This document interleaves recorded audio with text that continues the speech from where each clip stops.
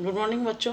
देखो, अब तक आप पढ़ चुके प्रबंध एक पेशे के रूप में, है ना। कला और विज्ञान हम पहले पढ़ चुके हैं, उसकी विशेषताओं का हमने अध्ययन किया था। आज हम पढ़ेंगे इसमें प्रबंध एक पेशे के रूप में।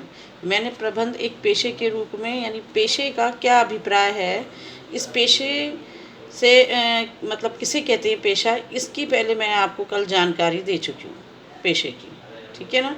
पेशे से कभी अभिप्राय क्या बताया था मैंने कि एक वह व्यक्ति जो कि एक विशिष्ट ज्ञान को अर्जित करने के पश्चात उस ज्ञान का मतलब उसको सेवाओं के रूप में प्रदान करता है और उसके बदले में, उस सेवा के बदले में वो फीस प्राप्त करता है, पेशेवर व्यक्ति कहलाता है।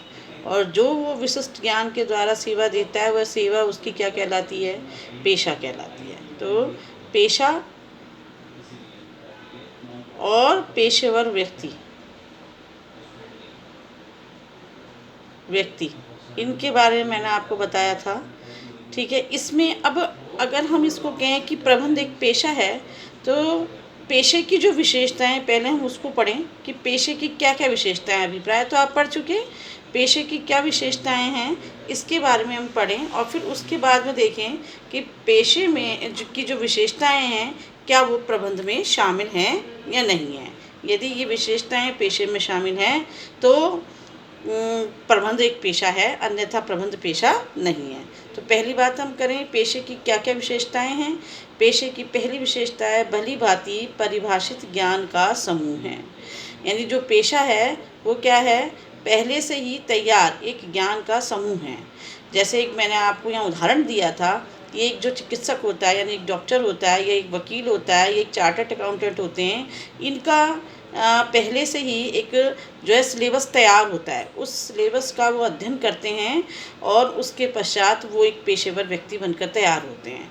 तो ये एक भली भांति क्या है, परिभाषित है, ज्ञान का समूह है ये, जैसे सभी पेशों में होता है। इसी तरह से मतलब ये बात करते हैं हम आगे से प्रबंध की, तो प्रबंध में भी ऐसे ही चीज़ें हैं या नहीं है ये हम आगे पढ़ेंगे।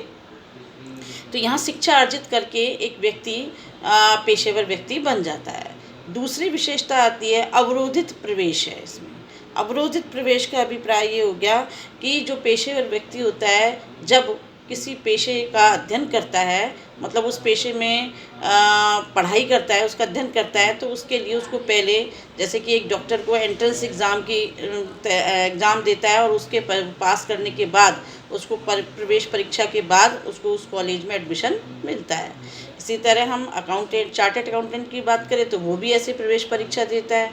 तो इस तरह से इनके लिए क्या होता है, एक प्रवेश परीक्षा होती है, उस प्रवेश परीक्षा को पास करके वो किसी भी विश्वविद्यालय जहाँ पर भी वो चाहता है उस विश्वविद्यालय में वो प्रवेश लेता है और फिर निश्चित अवधि में वो निश्चित जो भी उसका मतलब सिलेबस है उसकी पढ़ाई करता है, उसका अध्ययन करता है और ज्ञान हासिल करके वो पेशेवर व्यक्ति बनता है।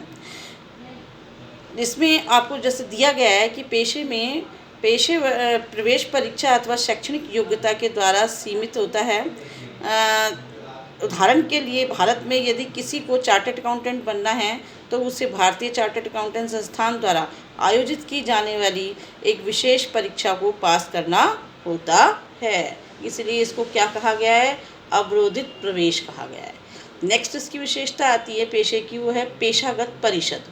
पेशागत परिषद हर एक पेशागत जो हम जो पेशेवर उसकी हासिल करते हैं, ज्ञान अर्जित करते हैं, उसकी एक परिषद होती है। जैसे डॉक्टर्स के लिए यहाँ बताया गया है कि जो डॉक्टर है उनकी भी एक परिषद होती है, उस परिषद से ये लोग जुड़े होते हैं जो इस प्रवेश का जो नियम है नियम तैयार करते हैं और उसके अनुसार वो व्यक्ति उस पेशे का ज्ञान अर्जित करता है। जैसे भारत में जो हमारी वकालत हासिल कर मतलब वकालत को सीखने वाले लोग वकील हैं, वो कौन से पेशे से जुड़े होते हैं, वो बार काउंसिल से जुड़े होते हैं, वो उसके सदस्य होते हैं और उसके नियमों को, उसकी आचार संहिता को उन्हें मानना होता है। तो हर एक ऐसी तरह से सभी जितने भी पेशे हैं उन सब की एक परिषद होती है, उसके वो लोग सदस्य होते हैं और उस सदस्यता के आधार पर वो कार्य करते हैं। फिर नेक्स्ट पॉइंट आता है हमारा नैतिक आचार संहिता का।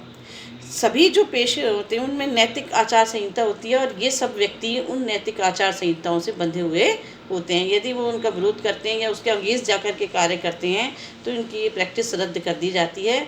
वो उस मतलब कार्य को करने के योग्य नहीं माना जाता है व्यक्ति। तो उदाहरण के लिए जैसे डॉक्टर है, अपने पेशे में प्रवेश करता है तो वह अपने कार्य नैतिकता की शपथ भी ग्रहण करता है और उस शपथ के अनुसार कार्य करता है। नेक्स्ट है सेवा उद्देश्य। सभी पेशों का उद्देश्य क्या होता है? सेवा प्रदान करना। ये सेवा करने के लिए ही अपना कार्य में विशेषता हासिल करते हैं और उसी विशेषता के आधार पर लोगों को सेवाएं प्रदान करते हैं। तो जैसे पेशे का जो मूल उद्देश्य है निष्ठा और प्रतिबद्धता, अपने ग्राहकों के हितों को साधना। एक वकील यह सुनिश्चित करता है कि उसके मुवक्किल को न्याय मिले और उसके लिए वह कार्य करता है। तो हमने इसमें पढ़े सारी की सारी विशेषताओं का अध्ययन किया। ये विशेषताएं किसकी बताइए? पेशे की विशेषताएं बताइए। नेक्स्ट टॉपिक में जब हम बच्चों मिलेंगे तब हम पेशे की जो विशेषताएं वो क्या प्रबंध में शामिल हैं या नहीं है उसका अध्ययन करेंगे। तब तक के लिए थैंक यू वेरी मच बच्चों।